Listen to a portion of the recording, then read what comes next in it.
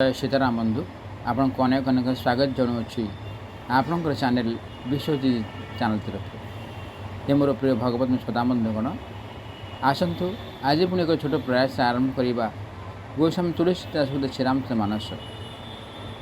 श्रीरामचंद्र मानस एपर एक ग्रंथ जहाँकि नुआ जीवन प्रदान करे, नुआ शिक्षा प्रदान करे, नुआ ज्ञान प्रदान करे, जीवन मुख्यदायी भाव सहज उभा हुए। सही गोस्वामी तुलसीदास जो रचना करिसेंती ताहा अनन्य देवदेव महादेवंकर अनुकंपा रही गोस्वामी तुलसीदास आ भक्तराज हनुमान भी कृपा रही गोस्वामी तुलसीदास से जहाँ प्रभु देवदेव महादेव माँ पार्वती कथा अनुसार से लिखी रामचरित मानस। कहीं देवदेव महादेव प्रभु श्रीराम को निजर इष्ट बोली विचार करती, सदाबले जो तपस्या करुँच से भगवान को सदाबले तपस्या कर भाव आम रचना करा गोस्वामी तुलसीदास श्रीरामचरित मानस। आसतु आज आम पूर्व शुणी जे महाराज दशरथ आज जो परिस्थिति रे समय बीतुची परिस्थिति सहित निजक खाप खुआउछंती, निजक एभली जड़े धनुर्धर एभली धर्म धुरंधर एभली जड़े महान माने राजा महाराज हिसाब से चक्रवर्ती राजा हिसाब से प्रशंसा सबुआड़े रही गांभीर्य ज्ञान और वैराग्य ता सहित निजर धुरंधर शक्तिशाली महापराक्रमी थे से समस्त पराजित कर देउथिले। असुर मान को देवता मान देवता मैंने आसी महाराज दशरथ पाखक कार्य हासिल करने कहीं देवता मैंने प्रथम तो जानते आप कहूँ सी हूँ स्वार्थपर स्वार्थ जोड़ी थी से कम करेंगे, स्वार्थ सरीगला गुठा मारे कम हो तेणुक से कम सरला से विदा कर दिखती। तेणुक से भाव में आज महाराज दशरथ आज राणी कैकेयी पाखे निजक धैर्य हराई जाइछन्ति, निजर जहाँ शुणी जे से चाहूले जे आसंता काली राति पाहिले आसंता काली मोर पुओ राम हम राज तिलक पाइब और राज सिंहासन बसिब, से राज सिंहासन शोभा पाइब राम और सीता माने बसवा द्वारा। किंतु सेठी कैकेयी जो वरदान कथा कहले से वरदान भितर रहिला जे दुईटी वर। प्रथम वर हूँ मो पुओ भरत राज तिलक पिंधिब और द्वितीय वरटे हूँ राम कौन करें 14 वर्ष वनवास जीवे। ये सब शुणी सारा महाराज दशरथंकर धैर्य हराई जाइछन्ति, पाकस्पर्धा पाटर कथा बारू ना से भावुं कौन करेंगे कौन ना निज चिंता करना परिस्थिति पहुँचे बोली निज विचार भी करना। आसतु आज तापर आम शुणा शुणा पूर्व प्रभुंर से दिव्य नाम गोटे शुणा तापर आरंभ करवा आपणकर प्रिय महामुख्यदायी महापुण्यदायी श्रीरामचंद्र मानस।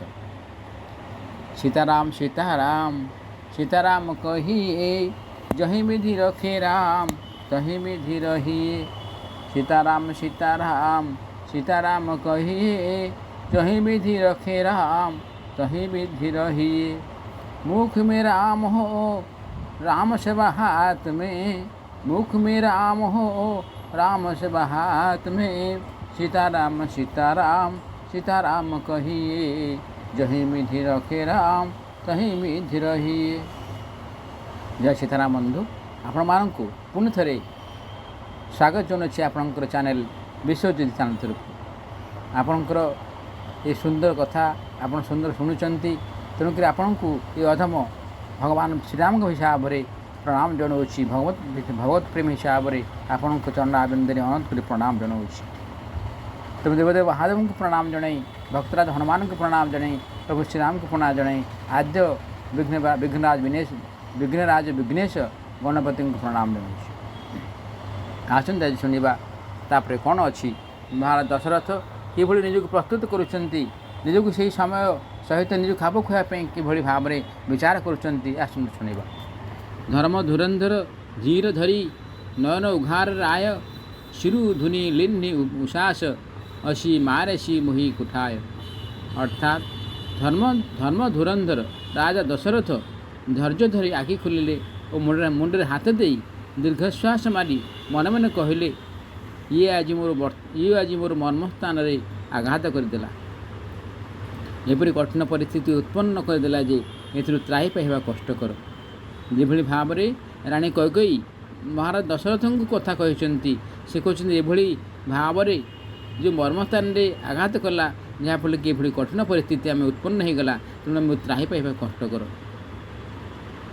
ଆଗେଇ ଦିକି ଜରତ ଯେଭଳି ଭାବରେ ଯୁଦ୍ଧ ଚାଲିଛି, ଯୁଦ୍ଧ ଚାଲିବା ଭିତରେ ଜଣେ ଯୁଦ୍ଧପ୍ରେମୀ କ'ଣ କରେ ନା ଯୁଦ୍ଧ କରିବା ପାଇଁ ଯାଇଛନ୍ତି, ସେ ଚାହେଁ ତା'ର ପ୍ରତିବନ୍ଧୁ ସହିତ ଏଭଳି ଏକ ବାଣ ପିନ୍ଧିବ ଯେଭଳି ସେ କିଛି କରିପାରିବ ନାହିଁ, ନିଶ୍ଚିତ ଭାବେ ସେଠି ମୂର୍ଚ୍ଛା ଯିବ, ସେଇଠି ତା'ର ଅନୁପ୍ରାୟ ହେଇ ସେ ନିଶ୍ଚିତ ହାର ମାନିବ କିମ୍ବା ସେଠି ମରିବ।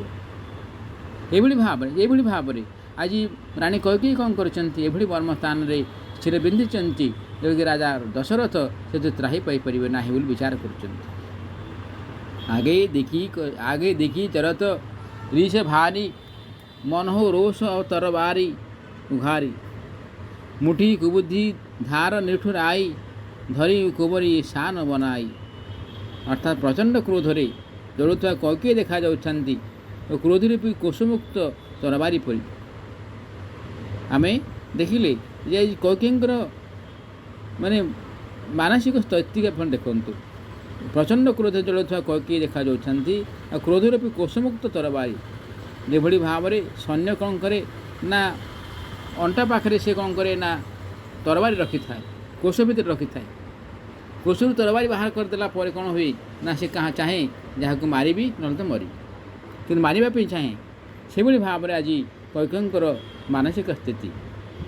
କୁବୁଦ୍ଧି ଥିଲା ସେଇ ତରବାରୀର ବୁଠି, ନିଷ୍ଠୁରତା ଥିଲା ତା'ର ଧାର ଓ କୁଜି ମନ୍ଥର ରୂପୀ ପାଶ ପଥରରେ ବା କୁଜି ମନ୍ଥର ରୂପୀ ଶାଣ ପଥରରେ ଛାଣ ଦେଇ ସେହି ଧାରକୁ ତୀକ୍ଷ୍ଣ କରାଯାଇଥିଲା। ଏଭଳି ଦେଖନ୍ତୁ କିଭଳି ଭାବରେ ଆମର କୁହାଯାଉଛି, ଆମର ଜଣେ ଯୁଦ୍ଧ ପାଇଁ ପ୍ରସ୍ତୁତ ହେଉଥିବା ଜଣେ ସୈନ୍ୟ କିଭଳି ଭାବରେ ନିଜକୁ ପ୍ରସ୍ତୁତ କରିଥାଏ ଯୁଦ୍ଧ କରିବା ପାଇଁ, ନିଜକୁ ସଶକ୍ତ ଭାବେ ନିଜକୁ ଭାବରେ ସବୁଆଡ଼ୁ ସୁରକ୍ଷା ପାଇଁ ନିଜକୁ ପ୍ରସ୍ତୁତ କିଭଳି କରେ। ଆଜି ସେଭଳି କୈକେୟୀ କ'ଣ କରିଛନ୍ତି ନା ନିଜକୁ ଜଣେ ଯୁଦ୍ଧ ଭାବରେ ସେ ବି ଯୁଦ୍ଧ ନିପୁଣା ଥିଲେ, କିନ୍ତୁ ବର୍ତ୍ତମାନ ଏ ବି ଅସ୍ତ୍ରର ଯୁଦ୍ଧ ଚାଲି ନାହିଁ, ଏ ହେଉଛି ପାଟିର ଯୁଦ୍ଧ, ମାନେ ଆମର ମନର ଯୁଦ୍ଧ। ଯେଭଳି କିଭଳି ଭାବରେ ତୀକ୍ଷ୍ଣ ଧାର ପହଞ୍ଚାଇ ଦେଇଛନ୍ତି ମହାରାଜ ଦଶରଥଙ୍କୁ। ଲଖି ମହିପ କରାଲ କଠୋରା ସତ୍ୟକି ଜୀବନୁ ଲେଇ ମୋରା ବୋଲେ ରାମ କଠିନ କରି ଛାତି ବାନି ସବିନୟ ତାସୁ ସୁହାତି। ପ୍ରିୟା ବଚନ କଷ କହସି କୁଭାତି ଭୀର ପତିତି ପ୍ରୀତି କରି ହାତି ମୋରେ ଭରତୁ ରାମ ଦୁଇ ଆଖି ସତ୍ୟ କହୁଁ କରି ଶଙ୍କର ସଖୀ। ଆଜି ରାଜା ଦେଖୁଛନ୍ତି ଯେଉଁ ପରିସ୍ଥିତି ଆଜି ଉତ୍ପନ୍ନ ହେଇଛି, ସେ ଉତ୍ପନ୍ନରେ ନିଜେ ଆଜି ଶରାଘାତ ହୋଇଯାଇଛନ୍ତି। ସେ ତ ଅନ୍ୟକୁ ଆଜି ଶରାଘାତ କରୁଥିଲେ, ମାନେ ନିଜର ପ୍ରତିଦ୍ୱନ୍ଦ୍ୱୀ ସହିତ ସେ ମାନେ ଯୁଦ୍ଧ କରୁଥିଲେ, କେବେ ହାରି ନାହାନ୍ତି। ମହାରାଜ ଦଶରଥ କେଉଁଠି ହାରି ନାହାନ୍ତି, ଆଜି କୈକେୟୀଙ୍କ ପାଖରେ ହାରି ଯାଉଛନ୍ତି। ନିଜର ବାକ୍ ପଟୁତା ବାକ୍ ବାଣ ଦ୍ୱାରା ରାଣୀଙ୍କର ବାକ୍ ପଟୁତା ଦ୍ୱାରା ସେ ଆଜି ପରାଜିତ ହେବା ପାଇଁ ଯାଉଛନ୍ତି। ନିଜକୁ ଭାବୁଛନ୍ତି ମୁଁ ଆଜି ବର୍ତ୍ତମାନ ଯେ କଥାରେ ସିନା ମୁଁ ଯୁଦ୍ଧ ଦ୍ୱାରା ନିଜକୁ ସୁରକ୍ଷା କରିବା ପାଇଁ ଯେଭଳି ଭାବରେ ମୁଁ ଅସ୍ତ୍ରଶସ୍ତ୍ର ପ୍ରୟୋଗ କରୁଥିଲି, ବିଭିନ୍ନ ପ୍ରକାର ଅସ୍ତ୍ରଶସ୍ତ୍ର, ଏତେ ତ୍ରିଶୂଳ, ଏତେ ଖଡ଼୍ଗ,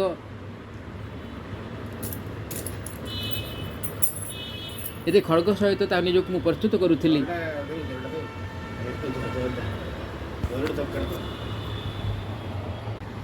ମହାରାଜ ଦଶରଥ ନିଜକୁ ପ୍ରସ୍ତୁତ କରିଛନ୍ତି କିଭଳି ଭାବରେ ନିଜକୁ ଏଇ ସମସ୍ୟାରୁ ମୁକ୍ତି ପାଇବେ, କିନ୍ତୁ ଏ ରାଜା ଦେଖିଲେ ସେ ତରବାରୀ ବଡ଼ ଭୟାନକ ଓ କଠୋର ହୋଇଛି।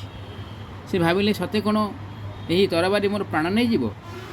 ରାଜା ବଡ଼ କଷ୍ଟରେ ଛାତିକୁ ପଥର କରି ଧୈର୍ଯ୍ୟ ଧରିଲେ ଓ ଅତ୍ୟନ୍ତ ନମ୍ରତାର ସହିତ କୈକେୟୀଙ୍କୁ ଭଲ ଲାଗିଲା ଭଳି ଭାଷାରେ କହିଲେ, ହେ ପ୍ରିୟେ, ହେ ଭୀରୁ, ବିଶ୍ୱାସ ଓ ପ୍ରେମ ନଷ୍ଟ କରିଦେଇ ତୁମେ ଏଭଳି ମନ୍ଦ କଥାମାନ କହୁଛ କିପରି? ମୁଁ ଭଗବାନ ଶଙ୍କରକୁ ସାକ୍ଷୀ ରଖି ସତ କହୁଛି, ରାମ ଭରତ ଓ ରାମ ହେଉଛନ୍ତି ମୋର ଦୁଇଟି ଆଖି, ଦୁହେଁ ସମାନ। ସେ ଭରତ ମୋର ଅଲଗା ନୁହେଁ କି ରାମ ମୋର ଅଲଗା ନୁହେଁ, ସମସ୍ତେ ଏକ ହିଁ, ଅଭିନ୍ନ ମଧ୍ୟ। ଅବଶ୍ୟ ଦୂତ ତୁମେ ପଠେଇବ ପ୍ରାତା, ଏ ହିଁ ବେଗି ଶୁଣତ ଦଉ ଭ୍ରାତା। ସୁଦିନ ସୋଧି ସବୁ ସାଜୁ ସଜାଇ, ଦେଉ ଭରତ କହୁଁ ରାଜ ବଜାଇ। ଅର୍ଥାତ୍ କାଲି ସକାଳୁ ମୁଁ ଅବଶ୍ୟ ଦୂତ ପଠାଇବି। ଶୁଣିବା ମାତ୍ରେ ଭରତ ଶତ୍ରୁଘ୍ନ ଏଠାକୁ ଚାଲି ଆସିବେ। ଶୁଭ ଦିନ ଓ ଶୁଭଫଳ ନିରୂପଣ କରି, ସକଳ ଆୟୋଜନ କରି, ଦୁନ୍ଧୁବି ଆଦି ବାଦ୍ୟ ବଜାଇ ମୁଁ ଅବଶ୍ୟ ଭରତକୁ ରାଜ୍ୟ ଅର୍ପଣ କରିଦେବି। ଲୋଭନ ରାମ ହିଁ ରାଜୁ କର ବହୁତ, ଭରତ ପର ପ୍ରୀତି ମେ ବଡ଼ ଛୋଟ ବିଚାରି, ଯେ କରତ ରହୁ ନୂପନୀତି। ଅର୍ଥାତ୍ ରାମର ରାଜ୍ୟ ଲୋଭ ନାହିଁ, ସେ ଭରତକୁ ବହୁତ ଭଲ ପାଏ। ମୁଁ ନିଜେ ହିଁ ବଡ଼ ସାନ ବିଚାର କରି ରାଜନୀତି ପାଳନ କରିବାକୁ ଯାଉଥିଲି, ବଡ଼ ପୁଅକୁ ରାଜତ୍ୱ ଦେବା ପାଇଁ ଯାଉଥିଲି। କିନ୍ତୁ ଏଠି କଥା କହିବା କଥା ଯେ ଭରତ ଓ ରାମ କିଭଳି ଅଲଗା ନୁହନ୍ତି।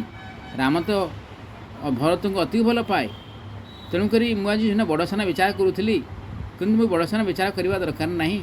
ମୁଁ ନିଶ୍ଚିତ ଭାବେ କାଲି ଦୂତ ପଠାଇବି ସକାଳୁ, ସେ ଭରତ ଶତ୍ରୁଘ୍ନଙ୍କୁ ନେଇ ଆସିବେ, ଆଉ ଦୁନ୍ଧୁବି ବାଦ୍ୟ ବାଜିବ, ଶୁଭବେଳା ଶୁଭଦିନ ନିରୂପଣ କରିକି କ'ଣ କରିବା ନା ଭରତଙ୍କୁ ନିଶ୍ଚିତ ରାଜତ୍ୱ ଦେଇଦେବି, ରାଜ୍ୟ ଅର୍ପଣ କରିଦେବି। ମୁଁ ଭାବୁଥିଲି ଯେ ବଡ଼ ପୁଅକୁ ରାଜତ୍ୱ ଦେବି ବୋଲି, କିନ୍ତୁ କାରଣ ରାମର ତ ରାଜ୍ୟ ଲୋଭ ନାହିଁ। ସେ ତ ପ୍ରଥମରୁ କହୁଥିଲା ଯେ ମୋର କିଛି ଆବଶ୍ୟକତା ନାହିଁ, ଭରତ ଆମେ ଗୋଟେ ଜାଗାରେ ବସିଛୁ, ଗୋଟେ ପରେ ଖାଇଛୁ, ଗୋଟେ ଆମେ ଚାରି ଭାଇ ରାମ ଭରତ ଲକ୍ଷ୍ମଣ ଓ ଶତ୍ରୁଘ୍ନ, ଆମେ ତ ଚାରିଜଣ ଗୋଟେ ଜାଗାରେ ଖାଇଲୁ, ବସିଲୁ, ପାଠ ପଢ଼ିଲୁ, ତାହେଲେ ମୁଁ କାହିଁକି ରାଜା ହେବି ବୋଲି ପ୍ରଥମରୁ କହିଛନ୍ତି। କିନ୍ତୁ ଏଥିରେ ରାମଙ୍କ ରାଜ୍ୟ ଲୋଭ ନାହିଁ। ତେଣୁକରି ତମେ ଯଦି ଚାହୁଁଛ ତାହେଲେ ଭରତଙ୍କୁ ଆମେ ରାଜା କରିଦେବା। ରାମ ଶପଥ ସତ କହୁଁ ସ୍ୱଭାଉ, ରାମ ମାତୁ କଛୁ କହୁ ନ କାଉ। ମେ ସବୁ କିହ୍ନ ତୁହି ବିନୁ ପୁଛେ, ତେ ପରେଉ ମନ ତୁ ଛୁଁଛେ। ଅର୍ଥାତ୍ ମୁଁ 100 ଥର ରାମଙ୍କର ଆଣ ପକାଇ ସତ କହୁଛି, ରାମ ଜନନୀ କୌଶଲ୍ୟା ଏ ବିଷୟରେ ମୋତେ କେବେ କିଛି କହିନାହାନ୍ତି। ହଁ, ଏକଥା ସତ ଯେ ତୁମକୁ ନ ପଚାରି ମୁଁ ଏସବୁ କରିଛି, ସେଥିପାଇଁ ମୋ ମନୋରଥ ବିଫଳ ହୋଇଗଲା। ଦିଶ ପରିହରୁ ଅବମଙ୍ଗଳ ସାଜୁ, କଛୁଦିନ ଗଏ ଭରତ ଯୁବରାଜୁ। ଏ କହି ବାତ ମୁହିଁ ଦୁଃଖ ଲାଗା, ବର ଦୂଷର ଅସମଞ୍ଜସ ମାଗା। ଅର୍ଥାତ୍ ଏଥର କ୍ରୋଧ ଛାଡ଼ିଦିଅ। ଆଜି ମହାରାଜ ଦଶରଥ କୈକେୟୀଙ୍କୁ କହୁଛନ୍ତି, ଏଥର କ୍ରୋଧ ଛାଡ଼ିଦିଅ। ମୁଁ ଯେଉଁ କଥା ଭାବୁଥିଲି ରାମ ରାଜା ହେବ, ଏ କଥା ମୁଁ କୌଶଲ୍ୟାଙ୍କ ସହିତ କଥା ହେଇଥିଲି, କିନ୍ତୁ ତମ ସହିତ କଥା ହେଇନଥିଲି। ସେଥିପାଇଁ ଆଜି ମୋର ମନୋରଥ, ମୋ ମନର ଭାବନା ଆଜି ବିଫଳ ହୋଇଗଲା। ତେଣୁକରି କହୁଛି, ତୁମେ ଏବେ କ୍ରୋଧ ଛାଡ଼ିଦିଅ, ଶୁଭ କାର୍ଯ୍ୟ ପାଇଁ ମଙ୍ଗଳ ସାଜ ସଜାଅ। ଦିନ କେତେଟା ଭିତରେ ଭରତ ଯୁବରାଜ ହୋଇଯିବ। କିନ୍ତୁ ଗୋଟିଏ କଥା ମୋତେ ବଡ଼ ଦୁଃଖ ଲାଗୁଛି, ଯେଉଁ ଦ୍ୱିତୀୟ ବରଟି ମାଗିଲ ତାହା ବଡ଼ ଅସଙ୍ଗତ ହୋଇଗଲା। ଆଜ ହଉ ଅଜହୁ ହୃଦୟ ଜରତ ତେହିଁ ଆଚା, ଦିଶ ପରିହାସ କି ସାଚା। କହୁ ତଜି ରୋଷୁ ରାମ ଅପରାଧୁ, ସବୁ କହୁ କହଇ ରାମ ସୁଠି ସାଧୁ। ଅର୍ଥାତ୍ ତାହାରି ଜ୍ୱାଳାରେ ମୋ ହୃଦୟଟା ଏବେ ବି ଜଳି ଯାଉଛି। ଏପରି କଥା ତୁମେ ପରିହାସରେ କହିଲ, ନା କ୍ରୋଧରେ ନା ସତରେ? କ୍ରୋଧ ତ୍ୟାଗ କରି ରାମର ଅପରାଧ କ'ଣ କୁହ। ସମସ୍ତେ କହନ୍ତି ରାମ ଅତ୍ୟନ୍ତ ସାଧୁ। ଆଜି ତୁମେ ଯେଉଁ କଥାଟା କହିଲ, ପ୍ରଥମ ସିନା କଥା କହିଲ ଯେ ଭରତ ରାଜ ତିଳକ ପିନ୍ଧିବ, ହଉ ଠିକ୍ ଅଛି, ଭରତ ରାଜ ତିଳକ ମୁଁ ପିନ୍ଧେଇ ଦେବି। ଦ୍ୱିତୀୟ କଥା ତ କହିଲ ଯେ 14 ବର୍ଷ ବନବାସ ଯିବ, ସେ ଏଇଠି ରହିବ ନାହିଁ, ତାହେଲେ ସେ କଥା ତ ମୋତେ ଅସଙ୍ଗତ ଲାଗୁଛି। ଏ କଥା ମୋତେ ଅସହନୀୟ ଲାଗୁଛି। କାହିଁକି ନା ପ୍ରତିଦିନ ରାମକୁ ନ ଦେଖିଲେ ମୁଁ ବଞ୍ଚିପାରେ ନାହିଁ, ମୁଁ ଅସହ୍ୟ ହୋଇଯାଏ। ଆଉ ସେଇ ରାମଙ୍କ ବିନା ମୁଁ ରହିପାରିବା କିପରି? ତୁମେ ଯେଉଁ 14 ବର୍ଷ ବନବାସ ଆଦେଶ ଦେଇଛ, ସେ ସତରେ କହିଛ ନା କ୍ରୋଧରେ କହିଛ, ନା ତୁମେ ଅତ୍ୟନ୍ତ ପରିହାସ ଧରି କହିଛ? ତାହେଲେ ରାମର କ୍ରୋଧ, ରାମର ଅପରାଧ କ'ଣ ତାହେଲେ? ତୁହୁଁ ସହାରହସି, ତୁହୁଁ ସରାହସି କରସି ସନେହୁ, ଅବଶ୍ୟନି ମୋହି ଭୟ ସନ୍ଦେହୁ। ରାଜୁ ସ୍ୱଭାଉ ଅରିହି ଅନୁକୂଲା, ସୁକିମି କରିହି ମାତୁ ପ୍ରତିକୂଲା। ଅର୍ଥାତ୍ ତୁମେ ନିଜେ ମଧ୍ୟ ରାମକୁ ପ୍ରଶଂସା କରୁଥିଲ ଏବଂ ତାଙ୍କୁ ସ୍ନେହ ବି କରୁଥିଲ। ବର୍ତ୍ତମାନ ତୁମ ମୁହଁରୁ ଏପରି କଥା ଶୁଣି ମୋ ମନରେ ସନ୍ଦେହ ଉପୁଜୁଛି। ଯେ କି ସେଇ ପ୍ରଶଂସା ଓ ସେଇ ସ୍ନେହର ମିଛରେ କରୁଥିଲ ନା ସତରେ କରୁଥିଲ? ତୁମେ ତ ପ୍ରକୃତରେ ରାମକୁ ଅତି ପ୍ରଶଂସା କରୁଥିଲ ସେଟା ଭଲ ପାଇଁ, ସେ ସାଧୁ ପାଇଁ। ତୁମେ ତାକୁ ଅଧିକ ସ୍ନେହ ବି କରୁଥିଲ ଭରତଙ୍କୁ ଅଧିକ। କିନ୍ତୁ ବର୍ତ୍ତମାନ ତ ତୁମ ମୁହଁରୁ ଏପରି ଯେଉଁ କଥା ମୁଁ ଶୁଣିଲି, ସନ୍ଦେହ ଲାଗୁଛି ପ୍ରକୃତରେ ତୁମେ ପ୍ରଶଂସା କରୁଥିଲ ନା ସ୍ନେହ କରୁଥିଲ ନା ମିଛ କରୁଥିଲ ବୋଲି ଆଜି ମହାରାଜ ଦଶରଥ ଆଜି କୈକେୟୀଙ୍କୁ ପଚାରୁଛନ୍ତି। ଯାହାର ସ୍ୱଭାବ ଶତ୍ରୁ ପ୍ରତି ମଧ୍ୟ ଅନୁକୂଳ, ସେ କାହିଁକି ମାଆର ପ୍ରତିକୂଳ ଆଚରଣ କରିବ? କାରଣ ସଦାବେଳେ ସବୁ ମାଆକୁ ସମାନ ଭାବେ ବିଚାର କରେ ରାମ। ଆଜି ସଦାବେଳେ ରାମଙ୍କର ବିଚାରଧାରା ଥିଲା ଯେ କେହି ମୋର କୌଶଲ୍ୟା ଖାଲି ମୋର ମା ନୁହନ୍ତି, କୈକେୟୀଙ୍କୁ ଅଧିକ ଭଲ ପାଉଥିଲେ। କାହିଁକି ନା ସେ ସମସ୍ତଙ୍କୁ ଏକ ପ୍ରକାର ଦେଖୁଥିଲେ। ପ୍ରିୟା ହାସ ରିସ ପରି ହରହି ମାଗୁ ବିଚାରି ବିବେକୁ, ଯେହି ଦେଖୁ ଅବ ନୟନ ଭରି ଭରତ ଲାଜ ଅଭିଷେକ। ଅର୍ଥାତ୍ ହେ ପ୍ରିୟ, ପରିହାସ କ୍ରୋଧ ଛାଡ଼ି ଦିଅ, ବିବେକ ବିଚାର ପ୍ରୟୋଗ କରି ମାଗ, ବିବେକ ବିଚାର ପ୍ରୟୋଗ କରି ମାଗ, ଯାହାଫଳରେ କି ମୁଁ ଆଖି ପୁରାଇ ଭରତର ରାଜ୍ୟାଭିଷେକ ଦେଖିପାରିବି। ଆଜି ମହାରାଜ ଦଶରଥ କହୁଛନ୍ତି କୈକେୟୀଙ୍କୁ, ହେ ପ୍ରିୟ, ତୁମେ ପରିହାସ ଓ କ୍ରୋଧ ଛାଡ଼ି ଦିଅ, ତ ନିଜ ବିବେକକୁ ପଚାର, ନିଜକୁ ବିବେକକୁ ବିଚାର କରିକି ତା ତୁମେ ଏଭଳି ବର ମାଗ ଯାହାଫଳରେ କି ମୁଁ ଆଖି ପୁରେ ଦେଖିପାରିବି ଭରତଙ୍କ ରାଜ୍ୟାଭିଷେକ। କାହିଁକି ନା ସିଏ ମୋର ଆଖି, ରାମ ହେଉଛି ମୋର ଆଖି। ଆଖି ନଥିଲେ ଯେଭଳି ଅନ୍ଧ ଦେଖାଯାଏ, ଚାରିଆଡ଼େ ଅନ୍ଧାର ଦେଖାଯାଏ, ଯେତେ ଆଲୁଅ ପଡ଼ିଲେ ମଧ୍ୟ ବାହାରେ କ'ଣ ଦେଖାଯାଏ ନାହିଁ, ମୁଁ ରାମ କେବେ ନା ମୋର ମୁଁ କିଛି ଦେଖିପାରିବେନି, ମଧ୍ୟ ମୁଁ ଚାରିଆଡ଼େ ଅନ୍ଧାର ଦେଖାଯାଉଛି। ତୁମେ ରାମ କଥା କେମିତି କହିଲ?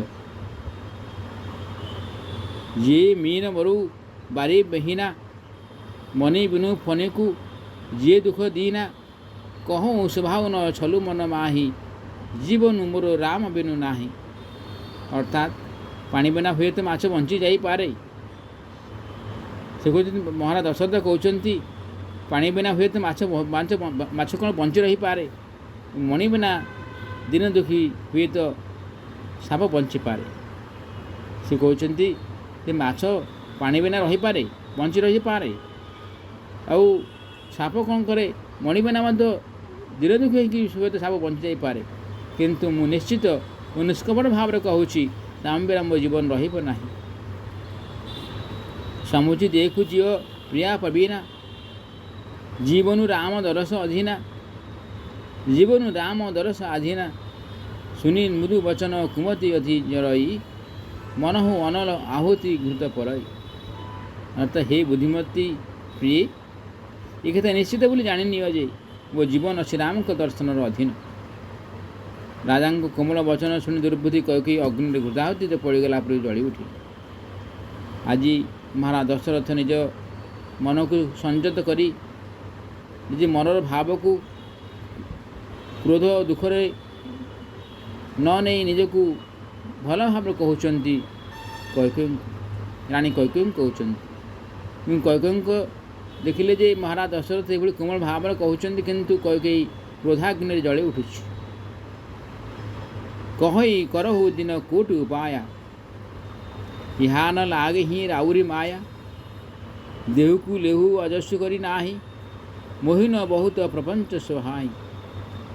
ଅର୍ଥାତ୍ କୈକେୟୀ କହିଲେ, ଆପଣ ଗୋଟିଏ ଉପାୟ କଲେ ବି ଏଠାରେ ଆପଣଙ୍କୁ ମାୟା ବା ଚତୁରତା ଚଳିବ ନାହିଁ। ମୁଁ ତାହା ମାଗିଲି ତାହା ଦେଇଦିଅନ୍ତୁ, ନଚେତ ମନା କରିଦେଇ ଅପଯଶ କରିନିଅନ୍ତୁ। ମୋତେ ଏତେ ଛଳ ପ୍ରପଞ୍ଚ ଭଲ ଲାଗେନି। ରାମ ସାଧୁ ତୁମ ସାଧୁ ସମାୟାନେ, ରାମ ମାତୁ ଭଲି ସବ ପହିଚାନେ, ଯଶ କୌଶଲ୍ୟା ମୋର ଭଲ ତାକା, ଦଶ ଫଲୁ ଉନ୍ନହି ଦେଉ କରି ସାକା। ଅର୍ଥାତ୍ ରାମ ସାଧୁ, ଆପଣ ତ ତାଠାରୁ ଅଧିକ ସାଧୁ, ରାମ ମା ବି ଅଧିକ ଆହୁରି ସାଧୁ। ମୁଁ ସମସ୍ତଙ୍କୁ ଚିହ୍ନି ସାରିଲିଣି। କୌଶଲ୍ୟା ଯେପରି ମୋର ଭଲ ଚାହିଁଛନ୍ତି, ମୁଁ ବି ତାଙ୍କୁ ସେହିପରି ପ୍ରତିଫଳ ଦେଇଦେବି, ଯାହାକି କାଳ କାଳ ମନେ ରଖିଥିବେ। ଯେଭଳି ଭାବରେ ରାଣୀ କୈକେୟୀ କହୁଛନ୍ତି, ଆଜି ପରିହାସ ପୂର୍ବକ କହୁଛନ୍ତି ଯେ ପ୍ରଥମେ ତ କହୁଥିଲେ ଆମ ସାଧୁ ବୋଲି। ହଁ, ତମେ ରାମ ବି ସାଧୁ, ରାଜା ବି ସାଧୁ, ରାମର ମା ମଧ୍ୟ ଅଧିକ ସାଧୁ। ମୁଁ ସମସ୍ତଙ୍କୁ ଚିହ୍ନି ସାରିଲେଣି। ସେ କହିବା ତାତ୍ପର୍ଯ୍ୟ ହେଉଛି କେହି ଭଲ ନୁହନ୍ତି, ମୁଁ ଭଲ, ମୋ ପୁଅ ଭଲ, ମୋ ପୁଅକୁ ରାଜା କରିବି। ଏହା କହିବାର ତାତ୍ପର୍ଯ୍ୟ ହେଉଛି କୌଶଲ୍ୟା ଯେପରି ମୋର ଭଲ ଚାହିଁଛନ୍ତି, ମୁଁ ବି ତାଙ୍କୁ ସେହିପରି ପ୍ରତିଫଳ ଦେଇଦେବି, ଯାହା କିଛି କାଳ ମନେ ରଖିଥିବ। ଅର୍ଥାତ୍ କୁଜି ମନ୍ଥରା ଯେଭଳି ଭାବରେ କୈକେୟୀଙ୍କ ମନକୁ ପରିଷ୍କାର କରିଦେଇଛନ୍ତି, ମନ ଭିତରେ କପଟତା ଭରି ଦେଇଛନ୍ତି, ଆଉ କିଛି ବାକି ରହି ନାହିଁ କେଉଁଠି କୋଣ ଅନୁକୋଣରେ ମସ୍ତକରେ, ସେ କଥା ଆଜି ବିଚାର କରୁଛନ୍ତି। ମନ୍ଥରା କହିଦେଇଛି ଯେ ସେ ତୋର ଅମଙ୍ଗଳ ଚିନ୍ତା କରୁଛନ୍ତି, ସେଥିପାଇଁ ରାମଙ୍କୁ ରାଜା କରିଦେବେ, ଭରତକୁ ରାଜା କରିବେ ନାହିଁ, ତୋର ସେ ଚାକରାଣୀ କରି ରଖିବେ, ତୁ ଯେ ତାଙ୍କ ପାଖରେ ରହିବୁ। ଆଜି ମୁଁ ସେଭଳିଆ ଏଇଭଳି ମନ ଭିତରେ କହିଦେଇଛନ୍ତି, ମାନେ କିଏ କୁଜି ମନ୍ଥରା କହିଦେଇଛି ବର୍ତ୍ତମାନ ରାଣୀ କୈକେୟୀଙ୍କୁ। କୈକେୟୀ କଥା ମନେ ରଖିଛନ୍ତି। ତେଣୁ ଏ କଥା କହିବାର ତାତ୍ପର୍ଯ୍ୟ ହେଉଛି ଯେ ତମେ ଯାହା ଭାବୁଛ ସେ ମୋ କଥା ତମେ ଭଲ ଚାହୁଁଛ ନା, ମୁଁ ବି ଭଲ ଚାହୁଁଛି। ଅର୍ଥାତ୍ ମୁଁ ରାଣୀ ହେବି, ରାଜମା ହେବି, ମୁଁ ସେ ବର୍ତ୍ତମାନ ସେ ମୋର ଚାକର ହେବ। ଏଇଭଳି ଯେଉଁ ମିଛ କପଟତା କୁଜି ମନ୍ଥରା କହିଦେଇଛି, ସେ ମନ୍ଥରା ତା ରାଣୀଙ୍କ ମନ ଭିତରେ ସେଭଳି ଭାବନା ପ୍ରକାଶ ହୋଇଯାଇଛି, ଭାବନା ଦ୍ରବୀଭୂତ ହୋଇଯାଇଛି। ସେ ଆଉ କିଛି ବିଚାର କରିପାରୁନାହାନ୍ତି, ଭଲ କ'ଣ ଆଉ ମନ୍ଦ କ'ଣ।